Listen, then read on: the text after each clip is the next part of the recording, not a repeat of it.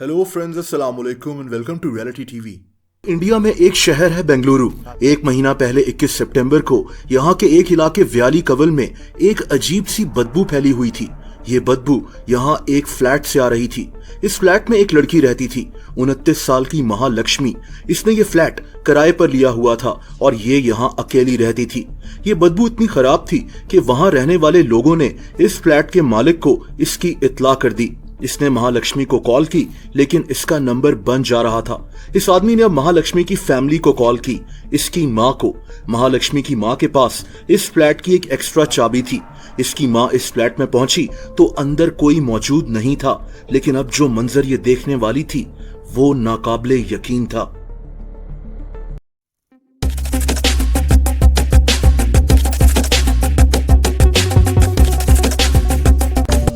दोस्तों, महालक्ष्मी की माँ अभी इसके फ्लैट को देख ही रही थी जब इसने वहां मौजूद फ्रिज को खोला और अंदर एक ऐसा मंजर नजर आया जो इंतहाई भयानक था।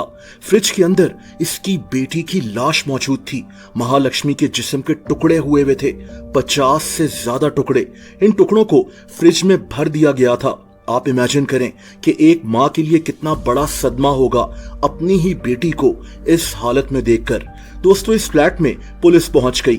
उस इलाके के लोग इकट्ठे हो गए और ये खबर इंडिया के हर न्यूज चैनल पर चलना शुरू हो गई। In the wake of the gruesome murder of Mahalakshmi, the woman whose body Mahalakshmi's husband was earlier absconding as a... ये सिर्फ एक कत्ल नहीं था, बल्कि इस कत्ल में विक्टिम की बॉडी के पीसेस कर दिए गए थे। लेकिन ये सब किसने किया? ये कहानी बहुत अजीब है, जिसको सुनकर आप भी दंग रह जाएंगे। दोस्तों, महालक्ष्मी का ताल्लुक नेपाल से था, लेकिन इसकी फैमिली 35 साल पहले इंडिया आकर शिफ्ट हो गई थी। ये इसके माँ बाप और इसका भाई। महालक्ष्मी शादीशुदा थी। इसकी शादी एक आदमी हेमंता दास से हुई थी। इनकी एक बेटी भी थी, लेकिन शादी के बाद इनके हर रोज झगड़े होते थे। ये झगड़े इतने बढ़ गए कि महालक्ष्मी अपना घर छोड़कर अलहदा हो गई। ये नौकरी करना शुरू हो गई। ये कपड़ों की एक बुटीक में जॉब करती थी। महालक्ष्मी सुबह 10 बजे नौकरी के लिए चली जाती और रात को वापस आती थी। इसको अभी इस फ्लैट में रहते हुए 6 महीने ही हुए थे और इसीलिए उस इलाके के लोगों से इसकी कोई बातचीत नहीं होती थी। लोग इसके मुतालिक इतना नहीं जानते थे। पुलिस का पहला शक इसके शौहर पर गया, जिसकी महालक्ष्मी से लड़ाई थी। पुलिस ने इससे हर तरह के सवालात किए, लेकिन ये आदमी कुछ नहीं जानता था।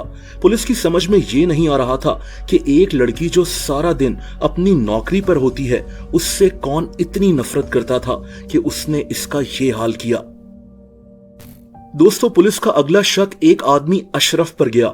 अशरफ बेंगलुरु शहर में ही एक बार्बर था, यानी बाल काटने का काम करता था। इसकी महालक्ष्मी से दोस्ती थी। पुलिस ने इससे भी कई सवालात किए, लेकिन इसने बताया कि ये काफी महीने पहले ही महालक्ष्मी से कांटेक्ट खत्म कर चुका था। इसके कॉल रिकॉर्ड्स भी यही बता रहे थे और इसीलिए पुलिस ने इसको भी छोड़ दिया। दूसरी तरफ ये केस इंडिया में काफी मशहूर हो गया था, इसीलिए पुलिस पर अब बहुत प्रेशर आ गया था। दोस्तों, यहाँ पुलिस को एक ऐसा सबूत मिला जिसने इस केस को एक नई डायरेक्शन दे दी। पुलिस जब उस कपड़ों की बुटीक पर पूछताछ करने गई जहां महालक्ष्मी काम करती थी, तो यहां इनको एक अजीब बात पता लगी। महालक्ष्मी 1 सितंबर से अपनी नौकरी पर नहीं गई थी, लेकिन अजीब बात यह थी कि इसी तारीख से इस बुटीक पर काम करने वाला एक और आदमी भी गायब था। इसका नाम मुक्ति रंजन प्रताप था। यह बात बहुत अजीब थी कि एक ही तारीख को इस बुटीक पर काम करने वाले 2 लोग गायब हो गए। दोनों वापस काम पर नहीं आए और उनमें से एक का कत्ल हो गया, यानी महालक्ष्मी का।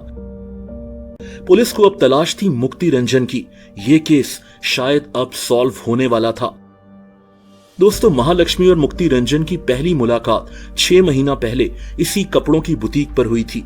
इनकी काम के दौरान ही दोस्ती हो गई और ये दोनों एक दूसरे को पसंद करने लगे। ये दोनों एक दूसरे से शादी करना चाहते थे, लेकिन यहाँ एक अजीब बात थी। दोस्तों ये आदमी महालक्ष्मी को महंगे तोहफे देता था, इसकी पैसों से हेल्प करता था, लेकिन महालक्ष्मी का रवैया इसके साथ अजीब होता गया। ये इससे बस तभी बात करती थी जब इसको पैसों की जरूरत होती थी। मुक्ति रंजन को लगने लगा कि महालक्ष्मी इसको यूज कर रही है और इसके पैसों के लिए इससे शादी करना चाहती है। महालक्ष्मी इस पर शादी करने का प्रेशर बढ़ा रही थी, लेकिन ये आदमी बार बार इनकार कर रहा था। और फिर 2 सितंबर का दिन आया।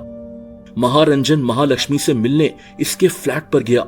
इनकी किसी बात पर लड़ाई हो गई और महारंजन ने इसको कोई भारी चीज देकर मारी। महालक्ष्मी की मौत हो चुकी थी।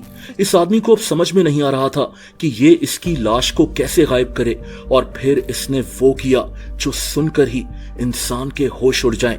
महारंजन ने इसकी लाश के 50 से ज्यादा टुकड़े कर इसी के फ्रिज में भर दिए। इसका प्लान था कि ये आहिस्ता आहिस्ता यहां से ये टुकड़े लेकर कहीं बाहर फेंक देगा। लेकिन दोस्तों ये कहानी अभी खत्म नहीं हुई।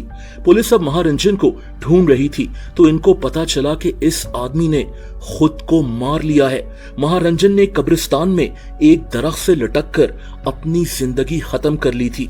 महारंजन ने मरने से पहले अपने भाई स्मित्री को अपने जुर्म के मुतालिक बता दिया था। इसने ये भी बताया था कि अगर ये महालक्ष्मी को ना मारता तो वो इसे मार देती, क्योंकि इसको लगता था कि महालक्ष्मी इसको कत्ल करवाने का प्लान बना रही है।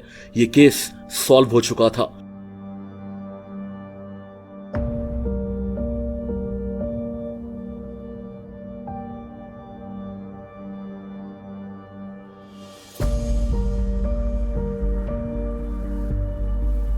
दोस्तों अगर आप मुझे इंस्टाग्राम पर फॉलो करना चाहें तो उसका लिंक नीचे डिस्क्रिप्शन में मौजूद है।